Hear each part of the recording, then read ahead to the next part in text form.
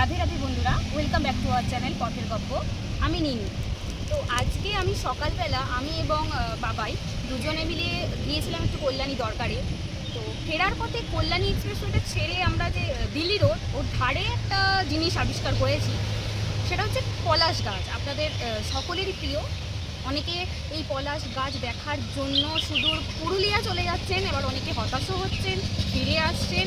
তো আমি এটা বলবো যে আপনারা যদি কেউ চান পলাশ গাছ দেখতে বা পলাশ ফুল কাছে থেকে ছুঁতে অনুভব করতে, তো আপনারা আসতে পারে মগরা কল্যাণী ফ্লাইওভার, ওটার একটু আগে আপনারা পলাশ গাছটা দেখতে পাবেন। একটা মাঠের ধারে রয়েছে, একটুখানি নিচুয় নেমে, মানে চায়ের দোকানের পাশ দিয়ে নিচুয় নেমে আমরা আপনাদের লোকেশানটা একটু ভিডিও করে দেখিয়ে দেবো কোনখানে, যাতে আপনাদের বুঝতে সুবিধা হয়। তো আমরাও আমাদেরও আনএক্সপেক্টেডলি আমরা পলাশ গাছটা দেখে ফেলেছি। আমরা ভাবতেও পারিনি পলাশ গাছ দেখতে পাবো এখানে। আমরাও ভেবেছিলাম নেক্সট উইকে পুরুলিয়া যাব, ঝালদায় গিয়ে ওখানে পলাশ ফুলের ভিডিও করব বা পলাশ ফুল দেখে আসবো, কিন্তু তার আগেই আমরা এখানে দেখে ফেললাম। তো পলাশ ফুলের কিছু ভিডিও আমরা নিয়েছি, যেটা আমরা ভিডিও শেষে অ্যাড করে দেবো। আপনারা ভিডিওটার সাথে থাকুন, আর আমার এই চ্যানেল ভালো লাগলে অবশ্যই সাবস্ক্রাইব করে দেবেন। এই যে গাছে কত পলাশ ফুল ফুটেছে।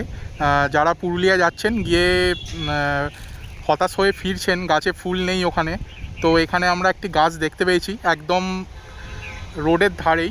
এই যে এখানে সাইনবোর্ডটা দেখতে পাচ্ছেন, বর্ধমান কল্যাণী আদিসপ্তগ্রাম যে রোডের যে সাইনবোর্ডটা আছে, আর নিচে চায়ের দোকানটা, ঠিক চায়ের দোকানের পাশ দিয়ে আপনারা এই পলাশ গাছটির কাছে চলে আসতে পারবেন।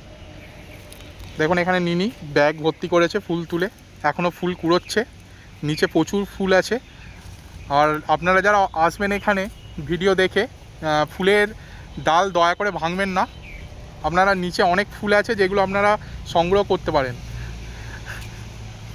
নিনি দেখুন ফুল পেয়ে প্রচুর আনন্দে আছে, বাড়িতে মালা গাঁথবে, তার জন্য ফুল কালেকশন করে।